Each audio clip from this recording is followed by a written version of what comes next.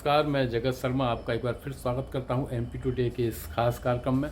और मैं 2010 की एक घटना को याद कर रहा हूं। 12 जनवरी 2010 एक उस समय के जो भाजपा के नेता थे और अब वो कांग्रेस में हैं, उन्होंने एक बहुत अच्छे एक साहित्यिक आयोजन का आयोजित किया। उसके ऑर्गेनाइजर थे और वो कार्यक्रम जो है दतिया के एक जाने माने राजनेता थे, उनके सम्मान में वो आयोजन था। तो जिनके सम्मान में वो आयोजन था, मुख्य अतिथि ने एक गीत पढ़ा बहुत पुराना, देवानंद की किसी फिल्म का गाना था कि मैं ज़िंदगी का साथ निभाता चला गया, हर फिक्र को धुएं में उड़ाता चला गया। ये जो गीत था वो उनके जीवन पर आधारित था और उन्हें बड़ा प्रिय था। जी हाँ, मैं बात कर रहा हूँ दतिया के भूतपूर्व विधायक स्वर्गीय पंडित शंभू दयाल तिवारी जी की। शंभू दयाल तिवारी जी का अगर नाम दतिया की राजनीति में ना आए तो राजनीति की चर्चा पूरी नहीं होती है।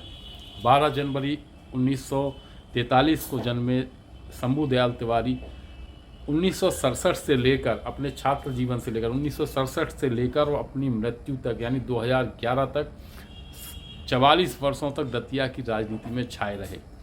उन्होंने कांग्रेस से इतर होकर दतिया पुनरुद्धार महासंघ की स्थापना की, जिसने दतिया को एक दो नहीं बल्कि 5-6 नगरपालिका अध्यक्ष दिए, चाहे सलीम कुरैशी हो, नाहर सिंह यादव हो, पंकज शुक्ला हो, बड्डे रावत हो। ये सारे के सारे लोग दपुम से निकल के दतिया की राजनीति में आए।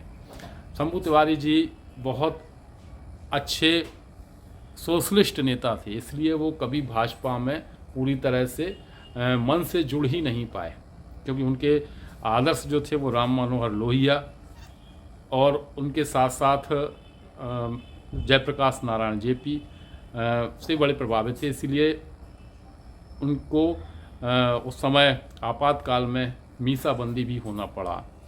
1977 में पहला चुनाव लड़ा, हार गए, लेकिन अपनी धमक उन्होंने दतिया की राजनीति में साबित की। 1980 में चुनाव जीतते जीतते हार गए। एक उनके ऊपर एक हत्या होती है और उस हत्या की छींटे उन पर पड़ते हैं और एन चुनाव के टाइम पर ये सब घटनाक्रम घटता है और वो चुनाव हार जाते हैं। 85 में दतिया के विधायक, लोकप्रिय विधायक थे श्याम जी, श्री श्याम सुंदर श्याम जी। उनकी मृत्यु के बाद जो सहानुभूति लहर थी और उसका फ़ायदा जो है वो राजेंद्र भारती को मिलता है और वो चूँकि जज्बाती व्यक्ति थे इसलिए वो भी सपोर्ट भारती जी को दे देते हैं। फिर 1990 की बारी आती है। 1990 में वो चुनाव लड़ते हैं, वो भी भाजपा के टिकट पर, और भाजपा के टिकट पर पहली बार विधायक बनते हैं। जबकि 1967 से दतिया की राजनीति में छाए हुए थे, लेकिन विधायक 1990 में बनते हैं। उनके साथ ही डबरा से विधायक बनते हैं डॉक्टर नरोत्तम मिश्रा, और दोनों की पहचान होती है, दोनों में प्रांगणता होती है विधानसभा में। 1993 में फिर शंभू तिवारी चुनाव लड़ते हैं, लेकिन कुंवर घनश्याम सिंह से हार जाते हैं। वहाँ डबरा में नरोत्तम मिश्रा भी चुनाव हार जाते हैं, लेकिन इसके बाद 1998 में शंभू तिवारी को भाजपा निगलेक्ट कर देती है, उनकी उपेक्षा होती है और वो चुनाव निर्दलीय लड़ते हैं, लेकिन खेल बिगाड़ देते हैं। बड़े बड़े राष्ट्रीय दलों का खेल शंभू तिवारी ने बिगाड़ दिया। उस चुनाव में चुनाव जीतते हैं समाजवादी पार्टी से राजेंद्र भारती और डबरा से नरोत्तम मिश्रा।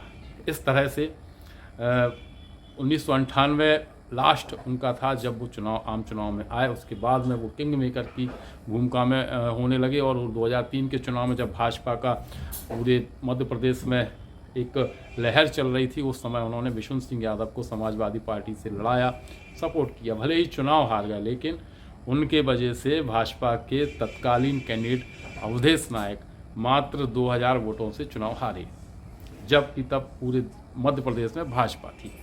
उसके बाद फिर 2008 में परिसीमन होता है, नरोत्तम मिश्रा को शंभू तिवारी जी दतिया लाते हैं और एक विकास की नई इबारत लिखी जाती है। शंभू तिवारी जी एक ऐसे नेता थे जो आम आदमी के रहनुमा बनकर, कोई भी व्यक्ति अगर उनको ले जाए तो उसकी पीछे गाड़ी में बैठ कर कचहरी जाके उसका काम कराना, या उसके पास किसी बार गाड़ी नहीं है तो उससे बोल देते तो आप पहुँचो कचहरी, मैं पीछे से आ रहा हूँ। इसलिए आज भी जब दतिया की राजनीति की बात होती है, बड़े बड़े दिग्गजों की बात होती है, चाहे गुलाब चंद अग्रवाल की बात हो, श्याम जी की बात हो, या किसी और बड़े नेता की बात हो, तो उस समय शंभू तिवारी की बात जरूर होती है।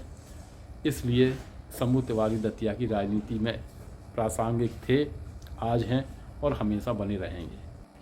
आज उनकी जयंती पर 12 जनवरी को एमपी टुडे उन्हें हार्दिक और भावभीनी श्रद्धांजलि अर्पित करता है।